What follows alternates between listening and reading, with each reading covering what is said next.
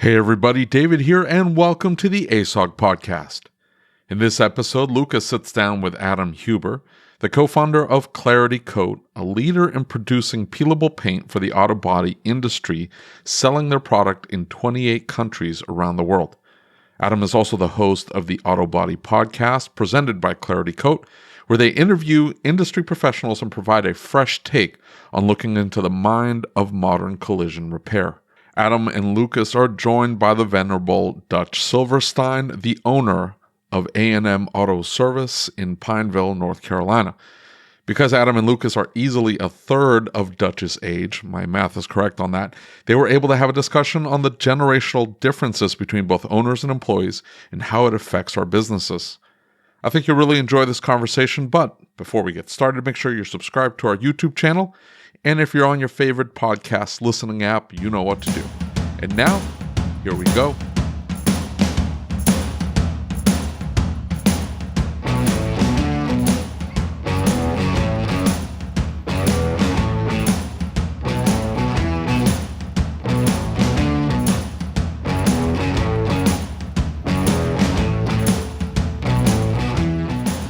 Like one of the big things for Dutch and I signed up with a company that like sends you clients, and it was through this deal where you could get online and you could check and see if your price was accurate or people could check your price against them, right? Mm-hmm.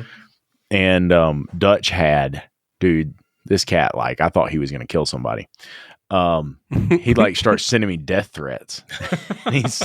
He's like, what the hell are you doing? You know, what is wrong with you? And I don't understand. And so a lot of times I'll find myself in this situation where Dutch or somebody who's been there before me will say something and I don't fully understand. Like I don't grasp the big picture of it. Does that make sense? Like you're hearing them say it, but you're not really understanding why they're saying it. It couldn't be that bad, right? It couldn't be that bad. It couldn't really affect that many people. Yeah. And then over time, I'm looking at it and I'm like, holy crap. Like they're trying to set a precedent that you go to them for the price, and they're who sets what the price should be. Mm-hmm. And they're who tells you who's a qualified shop and who's not a qualified shop. I made the poor little dude from Simple Tire cry today. He called and I'm like, dude, I can't get behind what you're doing. You're trying to turn this into a commodity. It's not a commodity. It doesn't work. I'm sorry, I can't participate. I'm not trying to be mean to you. And so, like, when we started talking about all this, I got to thinking, you know, Adam, I was talking to you yesterday, and you brought up something that I thought was super interesting, because you said, you know, why are they even doing it? Like, I don't understand why are body shops working for insurance companies that won't pay them properly. There's things they can do to make money. Why do they need to do this? Yep. Why do they feel prisoner to that, you know? And so it comes back to this concept, like I was talking to Dutch earlier. If we're not careful, we all sell ourselves to the devil. Does that make sense? Like we all end up in this situation where we begin to give someone like that authority, and the next thing you know, you end up like body shops and insurance companies. Yeah, I get myself into trouble. I got myself into trouble a lot when I was younger, which, you know, take that for what it is because I'm 32. I have socks at home older than you, kid. What the hell's the matter? Take that, the what it is, 32. You were being burped last week on your mother's nana. What, are you kidding me? So, I'm taking them 32 when I was younger, like 20 minutes ago. Give me a break. When I was younger, you know, I'm ancient now at 32. The elastic in those bad boy socks is completely gone. They don't stay up every time he takes a step, but you know, the footy pajamas ain't working for you anymore. God bless.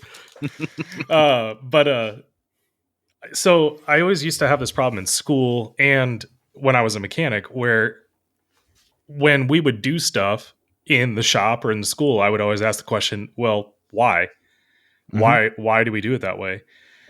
And something that I learned fairly quickly is that almost anyone in really about any situation can only answer the question why about 3 to 4 times. And then all of a sudden it reverts to like one of two ways. Either they get super frustrated because they now realize they don't even understand the reason why they're doing it, Or number two, they just basically go back to the standard answer of, well, that's just the way it's always been done, so that's just the way we do it. And Exactly. I don't like that answer. Like, if that is actually the best way to go about something, I'm all for it.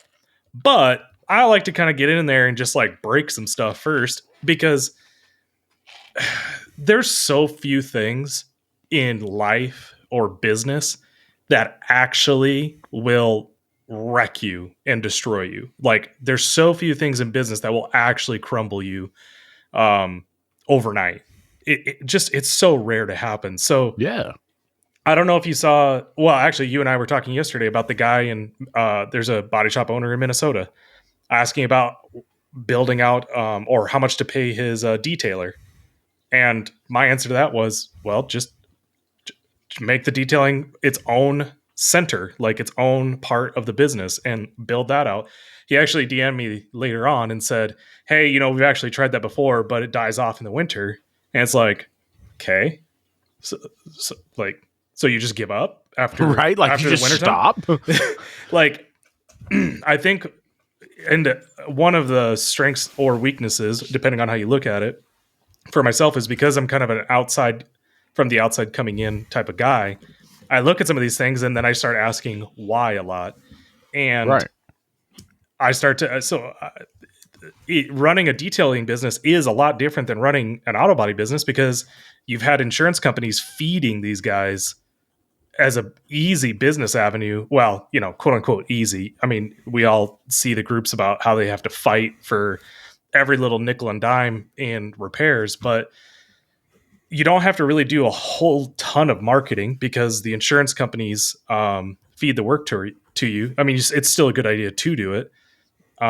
But it's not the same as other types of businesses where you literally have to like keep that pipeline full by your own efforts. Do you guys agree, disagree? What's your guys' thoughts? Well, and here's the thing is I there were a lot of shop owners who looked at the program that I was talking about as a marketing thing, right?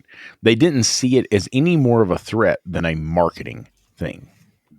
And at the end of the day, it wasn't a marketing thing, right? Like, when you really, and listen, I've got friends that work there. I'm not saying anything bad. It's that their motivation wasn't what you think it was. Does that make sense? Mm-hmm. In other words, like when we talk about, and one of the reasons we wanted to have Clay on is because, and who is it in Charlotte, Dutch? Is it Billy?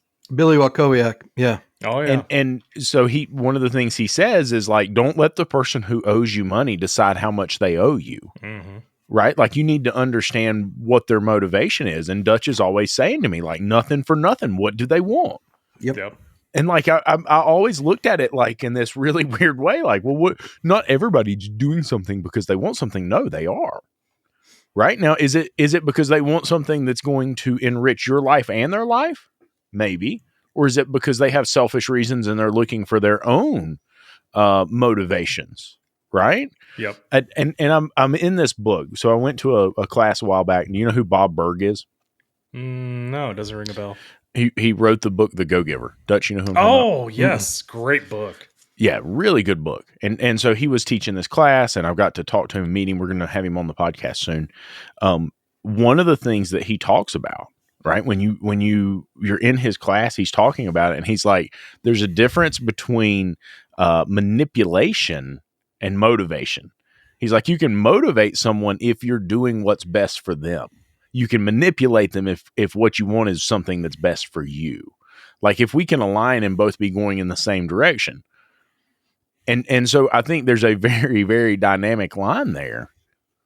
And the fact that these companies, and now insurance companies have got to the point they don't have to anymore, right? I'm going to cut Lucas off, because if I don't, this can go on for an hour and you'll never hear from me. Basically, it'll be 3 minutes in the beginning, and then occasionally he'll check in with me to make sure I haven't fallen asleep, because he thinks I'm old. And then, so basically, what it all comes down to is someone far wiser than I said, we each navigate by the star of enlightened self-interest. And true altruism is a very, very, very rare commodity. finding the people that we have through the ASOG group who the only personal enrichment you get is the satisfaction of knowing that you're helping another. It's rare. And that's why we look for advocates such as yourself to be able to express their thoughts about things, because we're being drowned out by the incessant drum, the loud, unyielding drum that the insurance companies and other companies in our industry are playing to drown out competition. So for me, when I hear that, and I'm just going to tell you, Lucas speaks very well of you. And the reason I was really excited about being on tonight's podcast is because you don't see too many advocates in our business, true client advocates. Now, I will take issue with a couple of things that you said, which we can discuss later on, because I don't agree with you, and I'm a lot older and smarter and wiser than you and more experienced, but I'm not bigoted or anything. I'm not at all prejudiced. So, yeah. But, okay, Lucas, back to you. I'll be quiet for the next 25 minutes while you drone on mercilessly. No, I mean, like, seriously, I think it's really important, because we need to talk about the fact that you look at what body shops have done, right? Because that was really the big thing that Adam brought up that was like an aha moment for me yesterday. Was why in the hell, like we talk about this, like, why are techs working for bad shops? Why are bad shops hiring bad techs? Why do we continue to do the same? It's almost like an abusive relationship. Why are you staying in it? Are you crazy? Get the hell out. Right? Mm-hmm. And so in the same respect, like Adam said to me yesterday, why is a body shop doing work for an insurance company when the insurance company is not paying them a sustainable rate that makes them able to stay in business and pay their people properly? Just like the detail guy. Well, we can't pay him anymore. We're going to have to take the money away from the paint guy because we don't have money anywhere else. Yeah. And so like that was the big thing that came full circle for me, was like, this organization that I was talking about really started by saying, hey, look, our prices are way higher than anything you would expect anyway. Like, look how high our prices are. But by the time you really nail down and you start getting things where they're supposed to be, and you think about where we actually are as an industry, they're way low, right? And I'm not going to call them out by name, but like when you start putting a pen to paper and say, okay, here's where we are right now, guys, I'm going to tell you something. Compared to other trades, we're way freaking behind. Yep. Right? I mean, we should be charging way more than we are right now. We're working on technology. The other trades don't even, like, you call an oven repairman and he walks up and he's like, yep, that's the code. You know what that means? No, what? You need an oven. I mean, duh. And that'll be $90 for a service exactly. fee. Yep. So, I mean, Dutch, what is your thought? Like, where do you see this from? All right. From a business perspective, because I'm a numbers guy, right? So from a business perspective, the reason that the auto body business is so sought after in many respects by independent business owners is because it's so very, very lucrative. And yes, it's certainly true. The door rate that a body shop charges is much less. It's less than half of what I charge for mechanical labor rate. And even their mechanical labor rate is far and away much, much less than what I charge. But they're willing to eat a lot of crap because of the volume that they deal in. Mm-hmm. I have a person that I know works at a local body shop, and that one person wrote $225,000 worth of estimates. One person alone this month thus far. Yep. So when you think about it, and because in the body shop, while it's true, I mean, it's staggering to think. I know guys that have been doing this for many, many years, over 20 years, and they're earning $15 and $16 an hour, and they're good at what they do. They're very good. The way they make their money is by the body shop version of our flat rate, because these guys will routinely turn 130, 140 hours a week. Right. Because they know what shortcuts to take and what it is that they can get away with. And being a direct repair facility for insurance companies, if you stay in their good graces, and it's not easy to do, is a very, very, or can be a very, very lucrative proposition. And unless there's public awareness of what's happening behind closed doors, truly what's happening, those areas in the body shop business that are shady or unethical or downright immoral will continue. I don't care how many cameras they put up in the shop floor to show so that Mr. and Mrs. Smith can log in and seeing their car worked on. That's not 1/1000th of what's actually happening. Yeah. So they're being fed, and they don't want to really kill the goose that lays the golden egg. When you have a body shop, and I've seen it because, again, I've been in this business a while. When you have a body shop that's a direct repair and they're doing very well, and then they do something to tick off their primary account, they're struggling because they're not getting people off the street. People will come in, they'll write estimates. Can you save me my deductible? Do this, that, but they're not, the business drops off.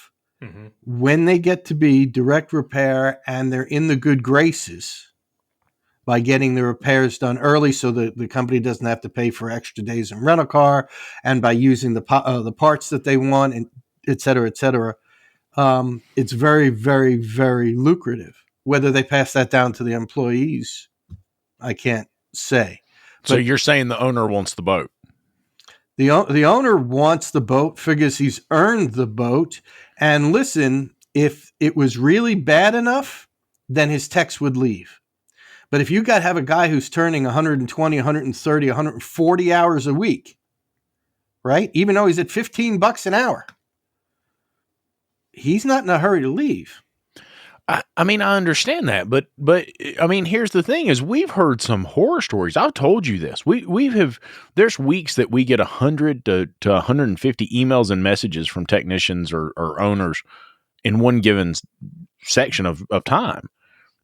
Week, 2 weeks, and you would not believe some of the things these guys put up with. And you can't help but sit here and say, like, why the hell are you staying there? Like, if they're treating you like that, why are you there? And like, I'll never forget this. A good friend of mine, Fernando, works in a local restaurant, and he said his wife was working for this other restaurant.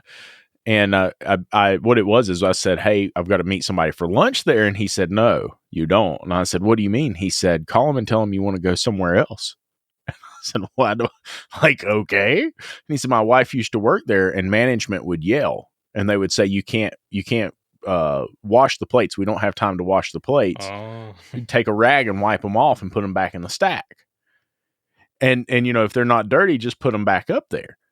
Well, I mean, we've heard of shops asking techs to do things like that. I mean, guys, you go back and you look at that. Was it Eagle Collision? Is that the one I'm thinking of in Texas?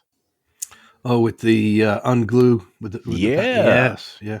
Right. And they skirted that little sucker every which way they could. And I mean, that cost them big. Just before this started, I was talking about a family member who lost their life. I think it's easy for us to lose sight of the fact that we're working with people's lives, right? I mean, the work that we do on an automobile can be life or death. Is it life or death every single day? No. But one mistake away from being life or death, yes. Yeah. I think it's easy to lose sight of that. Something, Dutch, a couple of things that you talked about, actually, both of you. I think one of the things that I would like to throw out there is what you were saying, Dutch, about how the tech that's making $15 an hour, but he's turning 140 flag hours and such, and they're willing to put up with a lot. I think it's important to bring up or talk about the fact that just because that's worked in the past doesn't mean that the people that are coming up in the industry are going to put up with the same exact things. Yes. I can see that. And, you can have anybody, not just you, but people can have their opinions about millennials and them being soft and everything like that. But the fact of the matter is that it's already being talked about in the industry how there's a tech shortage. So you either figure out the problem or you don't. And then if you don't have techs, you can't turn work. And then what have you really done? And one of the things that I think is really interesting about service-based businesses, whether it be auto body, mechanic, whatever, is I think one of the things that we're starting to realize now in all service-based industries is that company culture and leadership and management training is something that has been sorely lacking for decades. And that's something that has to get caught up on. And you look at quote unquote more traditional type businesses, like, I don't know, just corporations, just throw it out there. They've been doing management style training. And whether or not that stuff is effective, it still gives you still gives you tools to use in your everyday business when it comes to stuff like this. And you have these managers like Lucas is talking about where they just create, or owners or other techs even, that just create these really terrible work environments. And then you have younger people that come in there like, well, why the hell would I want to work here? Like, I don't really care about what I'm making. Like, I'd rather be here, enjoy what I'm doing. And again, that's an opinion that, you can have one way or the other, but that's just the reality of what the new workforce coming in is going to want. Well, I've shared this with Dutch before, and I've said it on the podcast a lot. The next generation of employee, the next generation of entrepreneur, the next generation of human being, they don't live to work. Nope. They work to live. Yep. Right? And my dad said that to me a while back, and it just, I didn't really understand or appreciate what he was getting at. And what it was is we had a young employee who worked for us at the time, not in the shop, in the family business. And he basically came to Dad and said, hey, I would like to make X because I want to be able to do this, this, and this. Now, I know Dutch is over there getting ready to effing explode. I'm not saying a word. I am listening. I am calm. I'm striking a yoga pose. Goose fa ba, right? And so, I think as I've aged, as I've matured, I've realized that's not realistic. I'm not saying it's not possible, right? Like, we live in a world where you can get on YouTube, you can get on any type of social media channel, and you can create content that people like and make millions of dollars. Yep. I'm getting ready to pour a floor for the shop, and I'm doing research, and I'm trying to, fully understand the process so I can make sure we're doing things the way that they need to be done for our exact scenario. Because some of the folks involved they've not been in this scenario. Very talented. I'm not saying anything like that. They've just never been in a scenario like this. Mm-hmm. And I begin to meet these people on these YouTube channels, and it turns out these guys are pouring concrete so they can make videos. Yep. Okay. They're making millions of dollars on YouTube, making videos about making concrete slabs. Right. And I mean, it seems sort of cliche. It's unbelievable. It's hard to imagine that they can generate that much revenue with something like that. Mm-hmm. So I don't want to say, no, you can't be successful and grow. But something I think that many of the new generation lack or don't see, the next generation, if you will, is they fail to see the amount of work that it takes to get you there. Yep. Right. And it takes hardcore passion. You see, because when you've got passion for something, all of a sudden it's not work anymore. Mm-hmm. Right. You think I want to be out here till 8 and 9 o'clock working on the shop. You think I want to be in my shop at 3 o'clock and 4 o'clock in the morning trying to get everything ready for the day? Absolutely. No. 100%. Well, so you know what I'm saying though? Like, yep. It's a passion for me, and I love it, and that's why I do it. And I think that's where you cross over. Where does that next generation go? Are they going to find their passion and find their drive? I'm sure they will. No. It was a little girl being born on February 14th. 2011 for me. So, I'll just add to that, and then Dutch, I'm curious as to what your thoughts are, but Yeah, but I talk with a lot of college kids, because we're basically the same age, and according to Dutch, and it's really interesting to me. These kids, I think one of the things that people underestimate about them is their intelligence to be able to learn something extraordinarily fast. yeah. Way faster than, in my experience, other generations have been able to, including maybe even myself, my generation. But I think what'll end up happening is, you're right, Lucas, is I think these kids are gonna, they're gonna try their thing and they're gonna give it a shot and they're gonna realize how much work it takes. And I think either one of two things is gonna happen. One is they realize it and they go, oh, okay, well, that's why not everyone is successful at this, and moves on to something else. Or number two, they realize, I can actually live off of X and I'm totally fine. Like, I don't really want anything more. Yeah. Here's the things that I want to do. And I'm just okay with doing that. And I don't know, like, as long as you're not bitching and whining about how the government needs to subsidize every part of your life, and if you're actually okay with making, let's say, 20 grand a year, well, then just make 20 grand a year. Like, you're good to go. But don't whine and complain about how corporations are, the overseers of our worlds, and, the CEO shouldn't make millions of dollars. Well, I mean, you don't know what that took. So anyways, Dutch, Yo. your thoughts. Oh, there's a lot to unpack. Go for it. Okay. The problem with and I hate using this phrase because it's cliche, the younger generation is our fault. That's people my age, because we dropped the ball. If there's a problem with millennials or Generation X, depending on the age of the listener, it's our fault, because we didn't establish the proper expectations, just like in a business.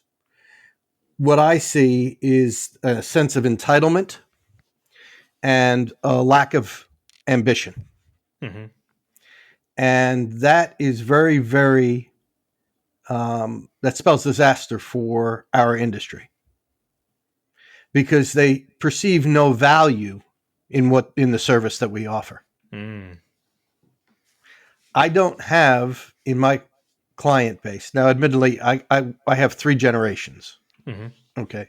In my client base, I don't have older people my age or within 15 years of me, call me up and say, I saw this video on YouTube and this should only take you about an hour and a half. What do you mean it takes 4 hours? Yep. But I get that from younger folks all the time. Mm-hmm. And while I agree that they're much more proficient with the latest technology, as social media, etc., I'm certainly going to disagree and state that they're, with your assertion that they're more intelligent. They're not. If they were, then standards wouldn't continue to have to be lowered.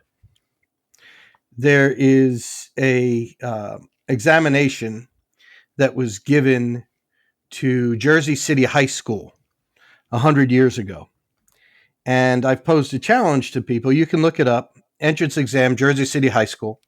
I think the year was 1870, actually. 1864, 1870. And I defy college kids to pass that exam.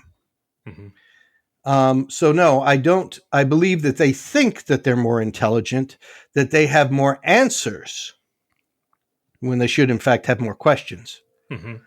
But they haven't been taught to think critically. And this is going to tick somebody off. So Lucas is like, oh, I'm glad he gets the hate mail. No, I think you're bringing up a good point. I would like to quickly say that I don't know if I said intelligence, then I will retract intelligence. But I believe what I said was that their ability to learn something new is quite a bit faster than what I've seen otherwise. And that doesn't necessarily equate to intelligence.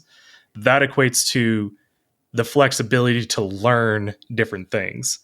You can be we've all probably met people who are extraordinarily intelligent, but they're awful at people skills or in real life situations, right? So they're not flexible in that kind of way. But I'll have to look up that Jersey City. Sorry, Jersey City High School entrance examination. Okay. So there was an Ezra Moore video, and he was talking about something one of his coaches shared with him. And it's a quote from a book, and you should watch the video because he basically explains that the coach said that my grandfather walked 10 miles to work. And he said, my father worked 5 miles. I drive a Cadillac. And he said, my son drives a Mercedes Benz. Oh, yep. I know this quote. Right? My grandson will drive a Ferrari. My great grandson will be walking again. Yep. Because hard times create strong men. Strong men create good times. Good times create weak men. Yep. And weak men create hard times. Yep. And I think a lot of that goes back to what Dutch just said. Mm-hmm. Because, and please don't misunderstand, the problem is not knowledge, in my opinion. The problem is passion.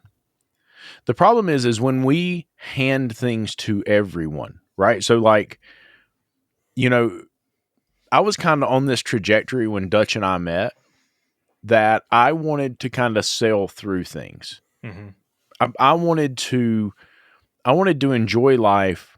I wanted to do the things that I wanted to do. And I was really committed to this idea that I was going to allocate specific time for things like my family and this and that. And Dutch set me down serious as shit and said, the sacrifices of today are going to pay for the blessings of tomorrow. If you really want that for your family, you're going to have to do things that are uncomfortable that you don't want to do. Yep. Successful people do that which they don't want to do when they don't want to do it. Yep. Right. Yep. Totally agree. And I think that it's easy for us to lose sight. And here's the thing is I think it's a passion problem because I think what we're seeing with the next generation is they're not really fully engaged and growing. Now, look, how many years have you seen Gramps complaining about the little young whippersnappers? Right? Every generation of every generation. Exactly. It happens over and over and over again. Yep. And the one thing that I will say is the next generation, eventually Gramps is sitting back saying, well, you know what? That one right there, my grandson, he actually turned out pretty good. Yep.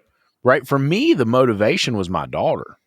For me, the motivation was already there. The passion was already there. It took somebody like Dutch and David and all these other people in my life giving me a push towards passion, right? Showing me the direction I need to go. And I think the reality is a lot of us don't know where to go. Right. I think the next generation really wants to do big things. They want to do great things. They just don't know what.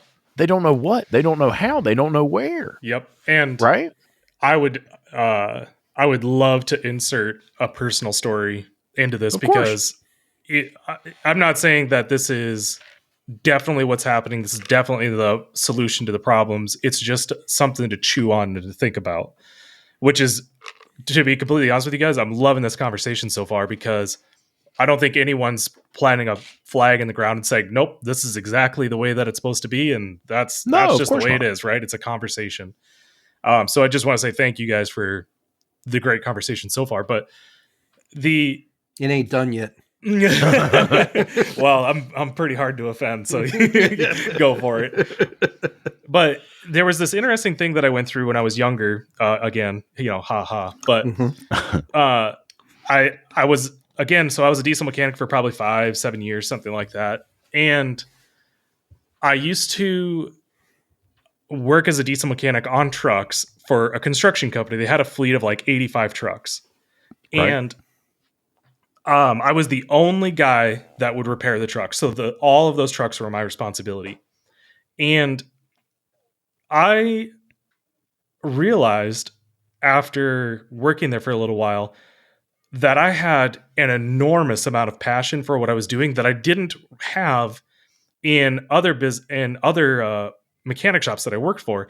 And what I finally figured out what the reason why was because I made a situation where so the truck drivers would get to work at 5 a.m. and we weren't supposed to show up as mechanics until 7 a.m. Well, the problem was if there was ever a truck that was broke down when the truckers got there in the morning, the truck was down for at minimum 2.5 hours before I could actually go out and fix the truck, right?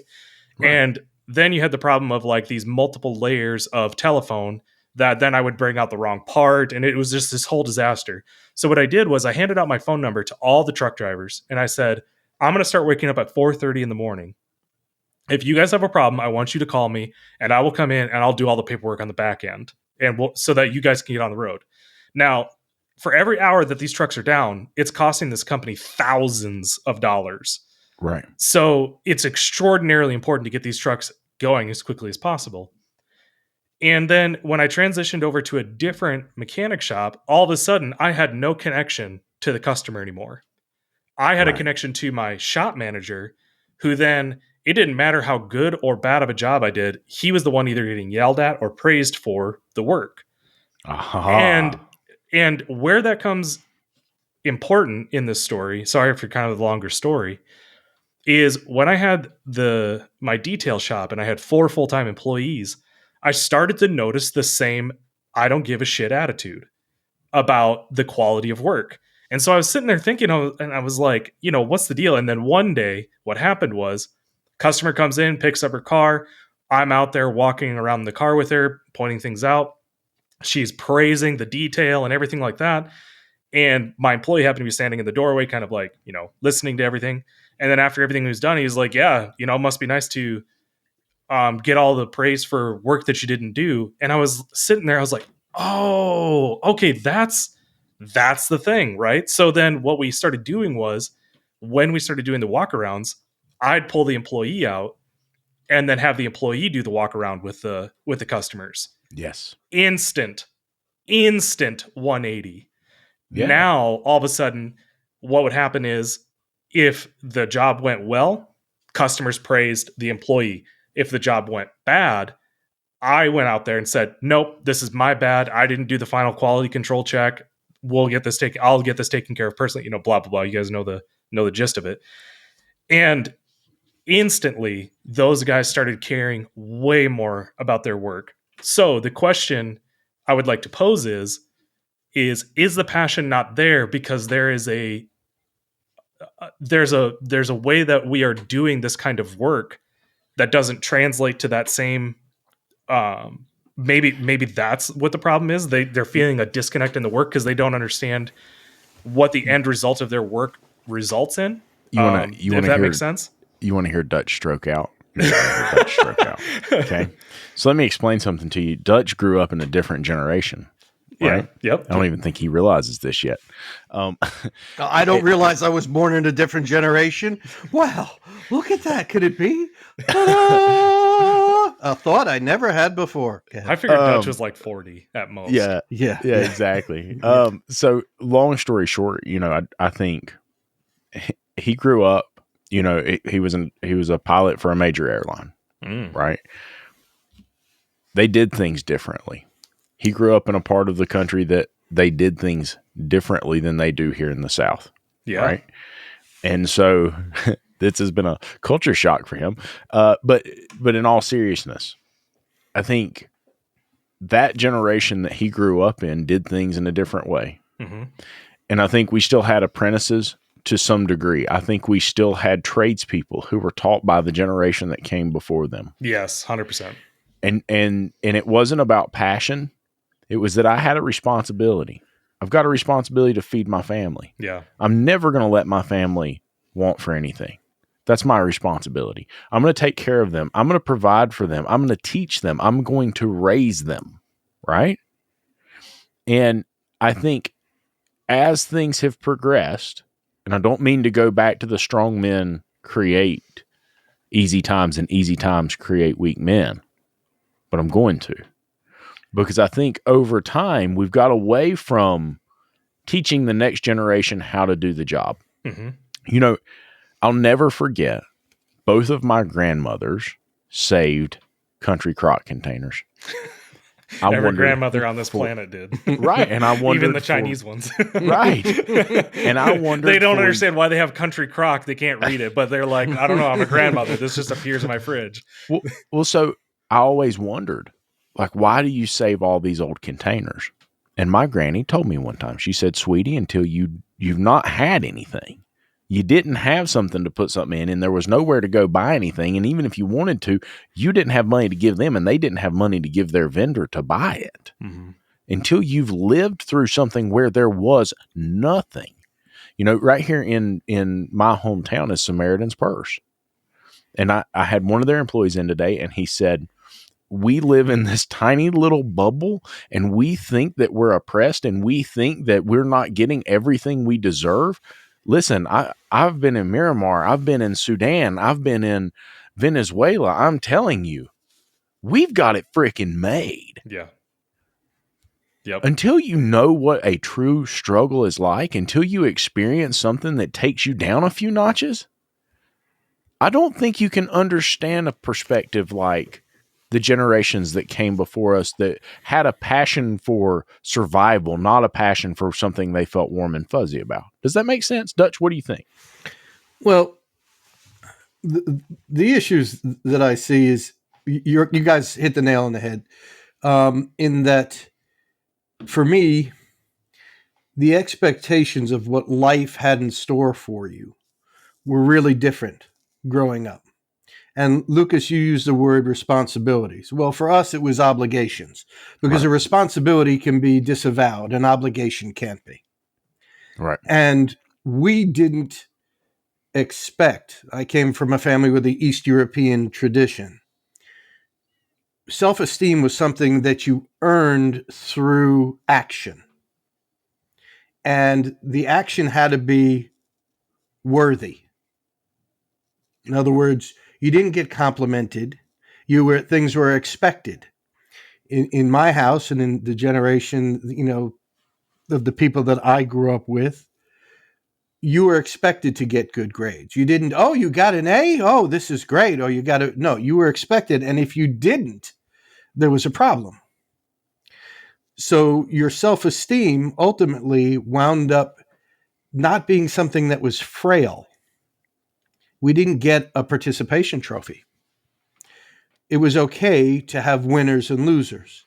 And if you lost, you work harder. There was no passion that was brought to it. It was out of a sense of obligation. You worked because your father worked, and he worked because his father worked. And you did what was necessary because you have obligations that required you to do it, and you shut up about it, and you didn't complain about it. You put your head down and you did it. There was no, I'm going to tell, because you're telling stories, this is a very quick story. This is the type of environment that I grew up in, as did many of my friends. My grandfather was a diabetic that required insulin injections 3 times a day. Now, remember, this is in the 60s and in the 70s. Consequently, because they didn't have glucose monitoring or any of that sort of stuff, he had to eat 3 meals every day, prepared at the same time every day. Mm-hmm. Could not vary, not off by 2 minutes. Had to be every single day, 3 meals at the same time. So one day, my mother turned to her father and she said, Dad, all the years that you've cooked for Mom, I've never heard you once say, Lena, that was my grandmother's name, Lena, this is good. Why is that? My grandfather looked slowly at his daughter, my mother, and said, well, if it was bad, don't you think I'd say something? Now, compare and contrast that with that which we have now, where the righteous indignation occurs because someone used the wrong pronoun. Yep. So I think that the younger people that are entering the workforce, those that choose to do it, have a really rude awakening, because the idyllic world that they envision, that they'd like to live in, doesn't exist. John Lennon is alleged to have said, life is what's happening while you're making other plans. Yep. Unless they choose to adapt, we're in the words of Tom Lehrer, sliding down the razor blade of life. Well, so it's interesting you say some of the things you say, and when we were in Florida for that presentation, it was one of the coaching group I'm in. They did a live event there, and Bob Berg was speaking, and he was talking about something. Sometimes it's just the perspective that we need. And he said he was in a fast food restaurant, and a young child came running across the floor, and his parents were calling for him. He'd got up, got away from him, taken off. If you got young kids, you know what I'm talking about. And said he face planted on the floor, and said he was watching from afar, and that mom and dad, and I'm guilty of this, right? But he said mom and dad, they didn't panic. They didn't run over. That's the part I'm guilty of. And say, "Oh, are you okay?" They walked over and said, "Wow, that was a good fall." And instead of getting up and crying and pitching a fit and being so upset, the little boy went up and went on about his way. So right before that happened, one of the experiences that I connect all this to is my daughter was in a spelling bee. And they clearly stated the rules of the spelling bee before the spelling bee started. And she made a little mistake. She went back and corrected a word, but they said in the beginning of the rules, if you do that, in other words, if you come back and correct one letter out of the word, you're out of the spelling bee. That's the rules. It doesn't matter whether I think the rules are right, wrong, or indifferent. That's the effing rules, right? That's what we're going to play by. That's what we're going to do. And so she was upset about it. She got her feelings hurt. She made it a good ways through, but it got her feelings hurt. And as we walked out, my wife's saying to her, like, "Hey, you did a good job. Better luck next time. Buckle up, buckaroo. That's life." And the guidance counselor comes by. Now, I thought I was going to have to prevent my wife from murdering someone, because the guidance counselor leans down and says, "Oh, it's okay. We're so sorry. We were thinking we probably shouldn't have done that." And my wife says, "No, I've got this under control," right? A week later, she pulls her into her office and asks about her home life. Oh, man. Right? All because my wife stands up to her and says, "No, we're not going to reward the fact that she lost and say that we should change the rules. That's not going to lead to the behavior that we hope for our daughter." Right? That's not leading to the strength that she needs to become the person we want to see her be, and the strength she needs to be successful in life, right? And so that when you say that, Dutch, that's really what comes to mind. Just taking the perspective to see how a child reacts differently when we respond to them differently. And think about how we got here, right? Think about the coddling that had to happen. Think about you deserve to have the name you want to have. You deserve to be able to change things that are fact to what you want them to be. No, I mean, fact is fact is fact. There is, David and I had that conversation a while back. There is no gray area with truth. The truth is the truth is the truth. There is no other way to look at it. Oh, yeah, there is. Oh, wait, I wasn't supposed to say that. You talking about objective truth or subjective truth? Because both exist. You want to get into a philosophical discussion here? Rock on. Let's go. Yeah. We're not doing that without David. I was going to say, I mean, there's so many good pathways that we could go down and talk about with this. But one of the things, Dutch, that you had talked about was that if this younger generation basically, they don't shape up, that they're in for a rude awakening with real life. And while on some points I do agree with you, I think that that's just, well, I mean, maybe you won't agree with this, but I think that's just kind of a young person, a journey that a young person has to go through, no matter what generation they've really been in. At some point, young people have had to face hard times, and then or adversity, and they either overcame it or they didn't, right? It's just your typical hero's journey type of thing. Now, the question to ask is, sure, we could wait out the younger generation for them to come around, or which battle of attrition is going to win? If the shops can't bring in, or the service industries can't bring in workers, which again, as well, not again, but something to point out is, we're going through quote unquote the Great Resignation. And something that you can check on my personal Facebook, which maybe you don't have Facebook, but I posted on there. Maybe I don't have Facebook. Well, hey, I mean, some people don't have Facebook. I'm not a Luddite.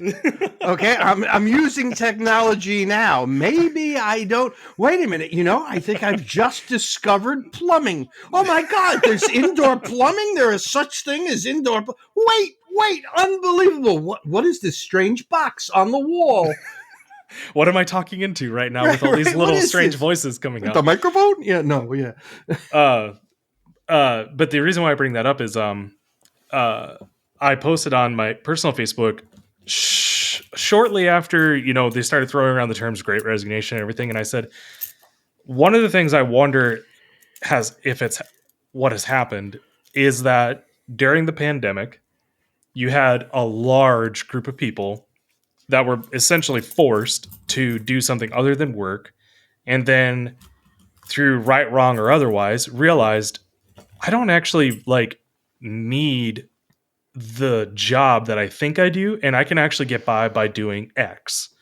And you have a lot of people doing small jobs, semi-entrepreneurial kind of stuff that they make just enough money to get by, but they don't necessarily need a job in order to do it. And the only reason why, and then shortly thereafter, there was some sort of report that came out that gig economy jobs are steeply on the rise, and all these other kinds of things that are kind of like semi-entrepreneurial type of things, and they related it right back to the quote unquote Great Resignation. And so the question to ask is, sure, again, you can have your opinion about younger generations and their personalities and everything like that. And I'm not saying that I necessarily disagree with you at all. But the question comes in, who's going to win that battle of attrition? Consolidation.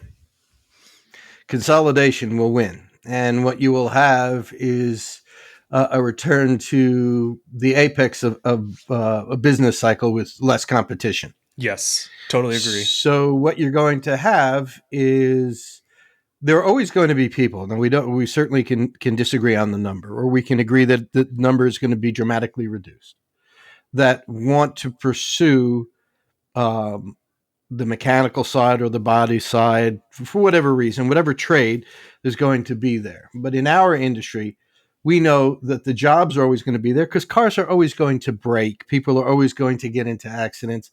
So the jobs are going to be there. And what you're going to see is mass consolidation. And once that happens, and we're seeing that now in other fields like in aviation with pilot pay and with technician pay in ours, then you get to see the dramatic increase. And now the job becomes more relatable and more desirable. Totally agree. For those that are ambitious. Yes. Because while we can agree that the gig economy is, allows people a certain amount of freedom, the fact is that the gig economy relies on my people, my generation, and people with my work ethic and your work ethic and Lucas's work ethic to carry the load, because ultimately they don't carry the load. They ride in the wagon, then occasionally they jump down alongside of it for a little while, then they jump back on the wagon. They don't make that contribution. The contribution that they make is for themselves. Yes. Yep. So by having that low-paying job that allows them to have more freedom as they see it, which, again, this is America, man. You go ahead and do it. Knock yourself out. You don't get to complain to guys like me who have sacrificed that you want something forgiven. Like college debt. Yep. No. Yep. That doesn't work. So the way that I see it is we're going to have mass industry consolidation. And Lucas and I were talking about this a while back with body shops. I'd mentioned we were just chatting. In this area, several of the body shops have been bought up by Caliber Collision. Mm. All right. And we're seeing that more and more and more, where body shops, smaller independents, are being bought by larger shops. They're not outfitting the locations. They each have like one ADAS center where all the shops satellite into that one main center for ADAS work. And that way that keeps the cost of the equipment purchased low, because now each facility doesn't have to have a complete ADAS setup. They just take that and bring it to the ADAS center. Yep. Yep. So I think we're going to see it, and it's already been happening, right? I was talking to my friend Chris the other day, and I've talked to some others recently. It's happening in the repair world too. Yep. This is not just happening in collision. This is happening everywhere. It's already kind of taken off, right? We're getting to the next level right now. It's speeding up, and it may. I think we're going to go through some dips and valleys of these acquisitions and consolidation. I think we're going to see some changes. We're going to see it go back and forth. And you're exactly right. That is what's going to happen. Where we're at right now is not sustainable. Yep. We're seeing poor quality repairs. We're seeing poor quality, and we talk about this a lot. A lot of techs go out. They want to start their own shop. They want to do their own thing. They want to be their own boss, but they don't want to do the work that it takes to be the boss. Yep. Right. Yep. I've got a really good friend, and look, I'm not picking on him. I'm not going to call him out by name. He knows this. We talked about it yesterday. Yeah. He was over here yesterday with one of his employees, and the employee said what he needs to do is he needs to be the owner. And I said, what do you mean? He said, I just need some guidance. So I asked him, I said, what have you set for him for scheduling? He's your service advisor. How are you having him schedule? Well, I'm not. Okay. Well, what have you set as far as expectations? Does he know what his hours per RO are? No. Okay. Does he know what the technicians should produce a day? No. Mm-hmm. Does he know what his sales goal is a day? No. Does he know what your warranty is? No. Right? All of the tools of the trade this guy doesn't have. And so this kid's learning it. He's getting it. He's going with it. He's going to get there. But the point is, he's been in business for 4 years, and he's going to kill me for saying this on the podcast. Hopefully he's not listening. Give me his name and number. I'll make sure. Yeah, give me his email address. I'll make sure to send the link. Yeah, there you go. Basically, yep. I'm going to text him right now so he knows. Adam and I are on your side, kid. As bad as this sounds, the truth of the matter is, for the past 2.5, 3 years, he's been part of the problem with the industry, not part of the solution. Yep. Well, and that's it. Sorry to interrupt, but no, you're fine. That is exactly what I mean and refer to when I talk about like management or leadership training as a service-based industry. So I went to college for mechanics, right? And the very first project that I got thrown on was to rebuild an entire engine. And it's like, okay, well, I can't do that. And I mean, could I? Sure. Like, I could trudge my way through it. It would take 6 times longer than it's supposed to. Hey, by the way, your truck's on fire. Oh, shoot. I crossed those 2 wires. But anyways, it seems like in any service industry, and I'm not picking on one or the other, there's this overall attitude of like, well, just figure it out. Yeah. Okay, well, I can figure it out. But then when you start screaming 3 months later about why everything's taking so long and blah, blah, blah, you haven't set your person up for success. And again, that kind of can go back to work ethic, passion, and all these other things. But Just by chance, Lucas or Dutch, I know you guys are very learned people, and it seems like you're avid readers. We got him fooled. I'll tell you that right now. Well, I ain't ever. Have either of you guys happened to have read the book Extreme Ownership by Jocko Oh yeah, Willink? of course. Yep. I love that book, and it wasn't until I read that book that I actually realized, like, oh, okay, that's how I live and think about a lot of different things. And I'm definitely not to the extreme of Jocko, but whenever an employee or a customer wouldn't be happy with something, I would immediately revert to, oh, shoot, what did I do wrong? Like, how could I have done this better? Right? Definitely. And so that was a turning point for me, right? Because when I took ownership of it, see, here's the key behind that book. Here's the key behind that TED Talk. Here's the key behind extreme ownership. It's very, very simple. If you own it, you can freaking fix it. Yes. If you put it on somebody else, that's yours versus trying to fix someone that's 3 levels away from you. And look, here's the thing, right? So all right, David, I'm going to need you to edit this out. I want to be very careful about what I say. Oh, just speak, you big girl. I'm just going to go ahead and say that, you see, I'm starting to see Dutch's perspective. Uh-oh. Yeah, I know, right? See, I told you it needed to be edited out. I have a curmudgeon junior. I'm so proud. Your bibs are on the way. So, here's the thing is that I agree the next generation, we need to treat with a different finesse than we have previous generations, right? 100%. I agree with that. But I also believe that if we accept poor quality workmanship, we accept someone who is not going to play by the rules, we accept somebody who's going to call out when they feel like calling out, when we tolerate poor performance and poor behavior. See, the problem is we're not helping them. Yes. Totally it comes down to just like the charging situation. You're charging more than everybody else. You're charging too much. No, you don't understand what I'm providing for my value. I am doing things so I can make sure I can take care of you. I want to make sure I can send a tow. I want to make sure I can fix it for free. I want to make sure I can fix those other things that went wrong if it was my fault, because I want to be able to stand behind it. I need to be profitable to do that. Yep. Right now, we're going through an experience with a employee, and I've shared this on the podcast before, not in my shop, in the family business, and he had got involved with drugs and alcohol many years ago, had kind of straightened up, kind of got back around it, and he was married. He got married while he was working for us. She was having health problems. She was at work at the family business here. Dutch will tell you, these two family businesses right next to each other, and he went to the other family business, went in and said some really nasty things to her. And that evening, she said, I don't feel well. I need to go to the hospital. She drove herself to the hospital. He went to check on her. They said, you can come back and get her in a couple hours. He came back and she was dead. Oh, man. And he has gone deep into alcoholism after this, and he is aware of it. And he keeps saying things like, I just want something to take this away. I just want something to make everything better. And in a lot of ways, because we wanted to be nice to him, we continued to enable his behavior, even though we knew it was wrong.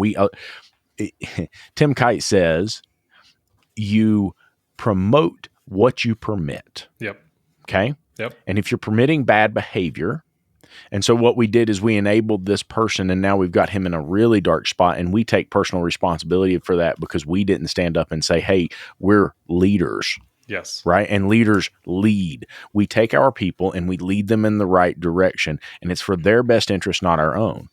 Now, I'm going to tell you something. When I say that I'm beginning to see Dutch's perspective, for a long time, I thought we need to be cushy and nice and warm to our employees. I'm not saying that we don't need to be cushy and nice and warm, but I am going to say that there has to be a set standard. Yes. There has to be a rule of law, if you will. There has to be an expectation, and they have to meet that expectation.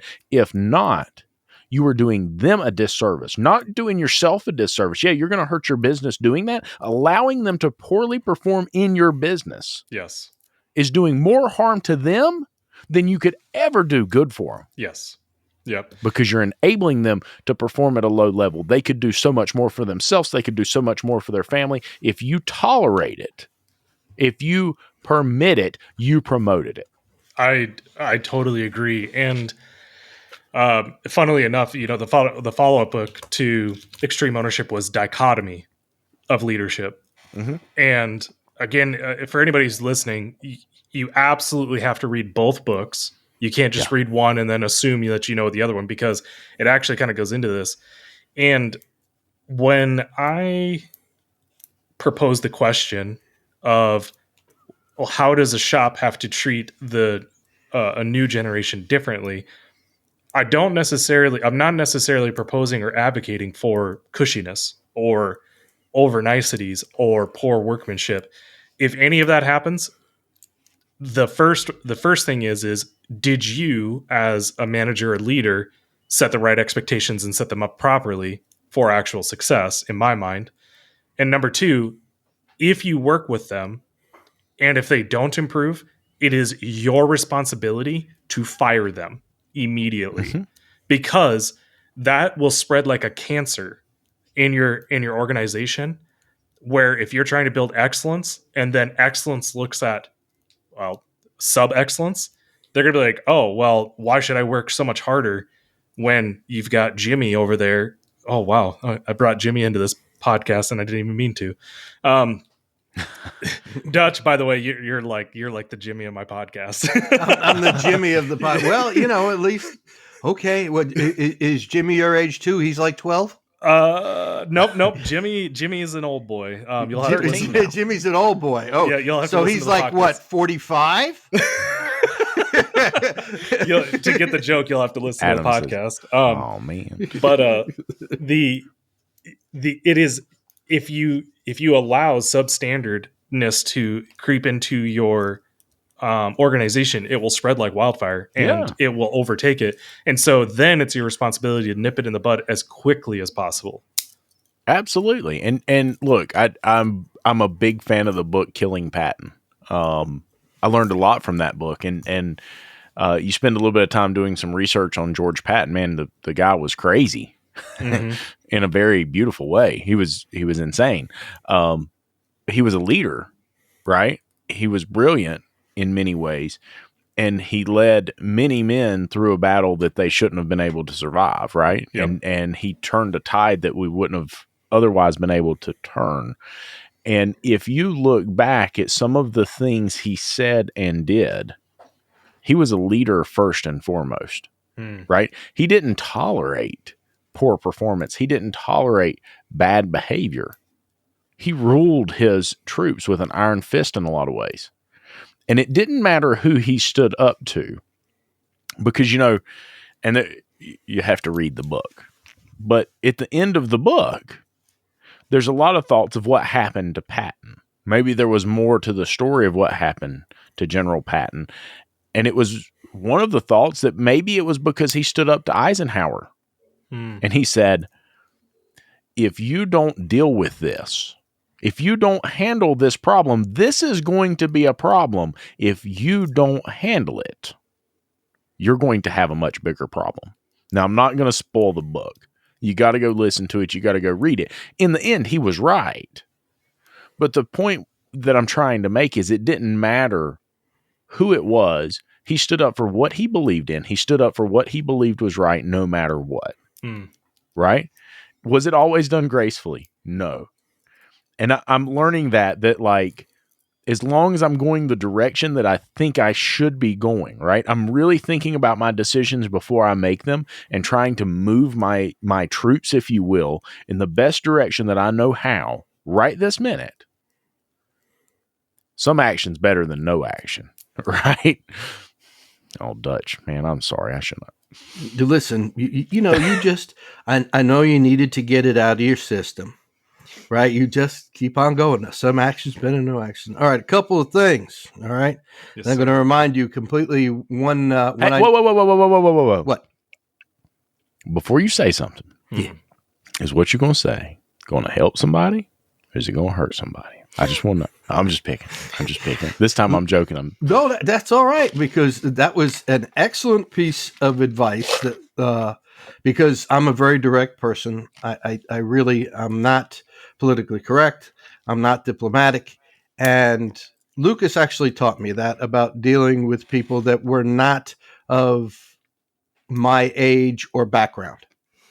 Because if you ask me if the dress you're wearing makes your ass look big, I'm going to tell you, yeah.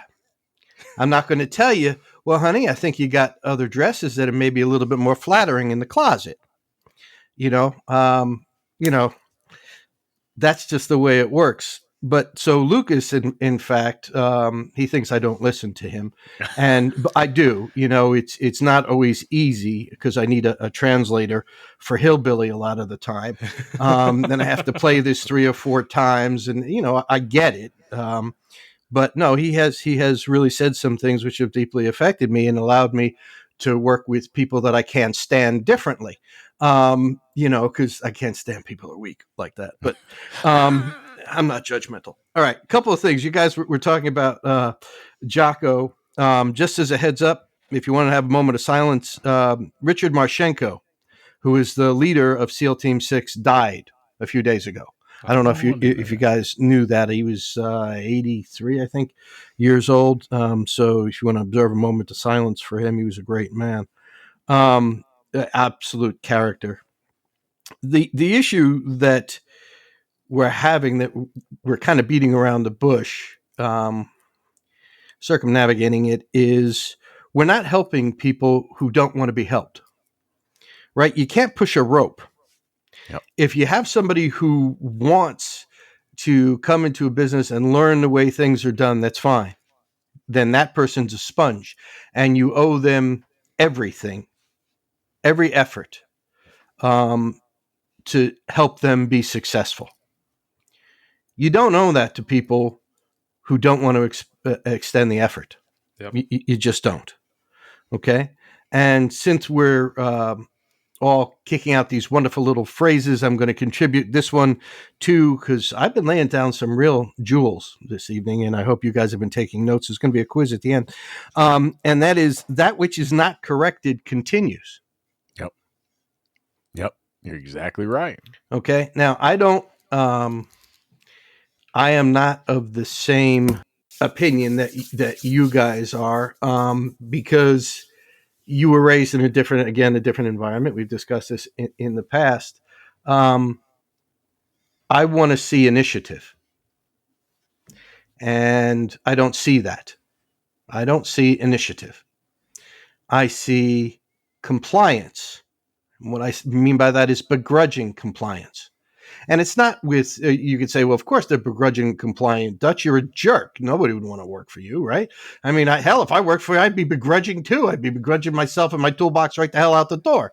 Okay, so, okay, I get that. But I'm talking about industry-wide and in the outside world, whether we go to restaurants or other service industries. What I see is not an enthusiasm for the dignity of work, an enthusiasm to be of service. I see begrudging compliance. And that malaise has taken over an entire generation. The lack of accountability that accompanies that is daunting. Yeah. I have never seen, and I've been around, okay? I mean, I'm not a spring chicken. Yeah, you're 45. Oh, you want money? Okay, so I'll send you a check. That's okay. You're going to be nice to me. Yeah, no worries. And it's good too. I'll take it right out of Lucas's account. The guy's got more money than Carter's got little liver pills. All right, you've really been saving those pennies. And let me tell you, he's so tight when he walks, his sneakers creak. Really, it's impressive. Really, when you get down to it, and he's smiling from ear to ear because he knows I love giving him a hard time. But that's it. I know you're full of shit too. See, I could do this because David can't do this with him.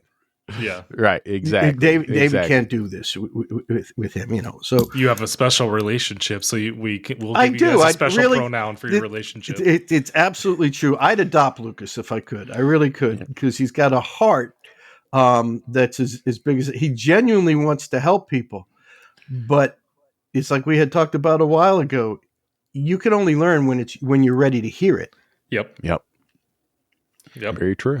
Right. And it's a pleasure for me to watch him blossom. I know it's going to seem a silly word, and watching him thrive in a cutthroat industry where honor and integrity are used as marketing words Yep. in order to When it should- garner when a it- sale when it should be the baseline. when it should be the baseline. Yeah. That's where I'm at. If I can, I would like to, again, just propose a thought. I actually really, really don't disagree with you on the point of there being a bunch of just mediocre level of enthusiasm across a lot of different industries. Right. However, let's think about a potential shining light that could be at the end of the tunnel. Lucas, you talked about your daughter and some of these corrections that you're trying to make as far as attitude and work ethic and everything like that. Right. How old is your daughter? She will turn 11 February 14th. Wow. Oh, awesome. I know, right? That's so cool. I've got 2 boys myself. I've got a 5-year-old and a 2-year-old. Right. And I think if there's one thing that we can look forward to is that if you have kept your eyes open to these problems that we're talking about that are generational, industry-wide, those types of things, then really it provides no excuse for us to train our next generations, our kin, to be much better than they were, correct? Yep. And then think about how little that our children are going to have to be, how low the bar is going to be in order for them to outperform everyone else out there, and how easy it's going to be for, and I'm use easy as a relative term, to just outperform everybody and to have a really good life for themselves because of the fact that they had people that were cognizant of, okay, so the shit that we've been doing for the last 15, 20 years, that's not the way to go about it. Right. I think there are elements of past generations in the way that they raised kids were the correct way to go about it. And we're going to incorporate some of those. I think that's a really good point. And so for those listening, I'm going to share, and you may not agree with all of it, but I will share something that we do with our kids that I have found very interesting, mainly because it started happening to me. My wife found a set of tapes at a yard sale one time called Love and Logic. And these tapes are about teaching your children things like consequence from a different perspective. Okay. Consequence that is their consequence. They own the consequence. It's not that you're going to get a spanking or there's this or there's that, because we live in a different world today, right? We all have to acknowledge that. But a whole different concept of how we show them consequence of actions, right? And I'm going to tell you something. It is so effective. It's scary. And so now there's times that I come in and my wife is in the house and I've done something she didn't like. And she's like, oh, that's so sad. I guess we're not going out to eat this weekend. Oh, the hell I'm not. But I'm going to McDonald's right now. Right. Exactly. And so if you, I can't explain it the way that it is in these CDs or this structure. You should go look it up. It's very interesting. Even if you don't use all of it, there's some very powerful tactics in it that teach you another way to approach this, right? Mm-hmm. That teaches responsibility, that teaches ethics, that teaches morals, right? But I'm going to tell you something. The one way that you can do that is by example. You have to do this by example. Yeah. You have to lead by example. And that's not just with your children. That's in your shop. That's in every facet of your life. If you're doing what's right, if you treat people right in the shop, I'll never forget. There's a really great guy who came in. We knew he was a temporary employee. He was kind of like a CSR. And his wife was a traveling nurse. His name was John Amon. And John is just a fantastic human being. And I'll never forget, John was on the front counter one day. He didn't know I was in there. And I turned the corner and he's talking to a client. And the client said something that I'd never heard somebody ask. And she said, "Would you trust somebody to bring your car here?" And he said, "Ma'am," he said, "I have seen these guys do things for their clients I couldn't imagine another organization doing. I have seen them take care of people in a way that I've never been taken care of anywhere I've ever been. Ma'am, if I'm going to get my car fixed, even when I move back to Pennsylvania, I'm going to bring it here to get my car fixed." Wow. And man, that solidified what we had been doing. And it wasn't anything I had told him to say. It wasn't anything that I had specifically done. It was that he watched the thought process. He watched the actions we took and made his own judgment based upon that. If you don't think that your children and your staff are doing the same thing every day, you're going to have a bad time. Yep. Dutch, closing thoughts?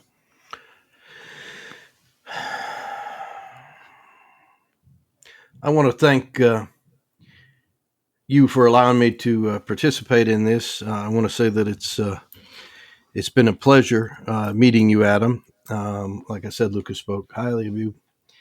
With regard to the subject matter, I'm trying to remain hopeful. I think we shouldn't give up on the lost generation because they have been written off to a certain degree. I'm trying to remain hopeful, but I can tell you, unless we turn this around pretty quickly, things are going to get a lot worse, because the ideas that are being inculcated in educational institutions are not going to just die. They're not going to go away. If you're not, as a parent, as an employer, if you're not willing to fight this every single day, you're going to be in a world of hurt. Yep, I agree. Adam, closing thoughts? Well, it's very difficult to follow that up. So I don't even know if I will try. I will just say that, Dutch, it has been an honor and a privilege to have spoken to you through this weird device that you're holding up to your ear and weird voices are coming out of it. I know, I didn't have to mind the crank or nothing. I'm telling you, this is something else. Mabel, are we on the other line? And Lucas, I mean, I've only talked to you twice, and man, I'm really looking forward to keeping in touch and hopefully, having future podcasts and talks and everything like that with of course, with the both of you guys. So really appreciate you guys having me on, and looking forward to seeing what we do together as far as like podcasts and stuff like that. Absolutely. Well, I appreciate both of you being here. My closing thoughts are this. If you are a technician in this world right now, and you really care about the quality of your work, doesn't matter if you're a body technician, mechanical technician, tire technician, doesn't matter, right? And you really care, right? You really want to put out a good product. You want to learn. You want to be the best you can be. You want to grow. Hang on for a little bit. Don't throw in the towel yet. There are good shops out there that are willing to invest in you. There's a lot of flack. There's a lot of noise out there right now. Hang on for a little bit. Just wait. Just like Dutch said, this is going to get better before it gets going to get worse before it gets better. There you go. It's going to happen. But if you're a technician in those shoes right now, I want you to know that there are great shop owners who will cherish you, who will teach you, who will guide you, who will create opportunity for you. I talked to a shop owner just the other day, and they said, I'm just waiting for the right person to come. I'm going to give them my shop. Don't give up. Don't give up. Keep going. If you need help finding somebody, reach out to one of us. We'll help you find a good place, an honorable place to work. If you're a shop owner and you're listening to this, please get some training. Please. Like, if I have to beg, I'll beg. Please get some management training. Dutch and I have talked about this over and over and over again. Adam and I talked about this just the other day. Don't accept status quo. Don't just accept it like it is. It's time to dig in and do something better. If you think you're going to get different results doing the same thing you've been doing, you're crazy. It's time for a change. Let's learn to do things differently. Let's try something different. There is a better world out there. We have seen too many shops fail. We've seen too many marriages fail. We've seen too many families split up over a stupid repair shop, all because someone won't go get the information they need to become skilled as an owner. The job of owning a shop has nothing to do with being a technician or a service advisor. If you need help, reach out to us. Amen. All right, guys. Well, I hope you enjoyed this episode of the ASOG podcast. If you'd like to catch these episodes early, you can do so by becoming a patron. Just go to asog.site and click on the Become a Patron Now button. Becoming a patron helps support the show, gets you several perks, and is tax deductible. Make sure you subscribe to the podcast and on YouTube so you don't miss any of our upcoming episodes. And as always, if you have any questions, comments, or concerns, shoot me an email. My email address is david@asog.site. That's david@asog.site. Until next time.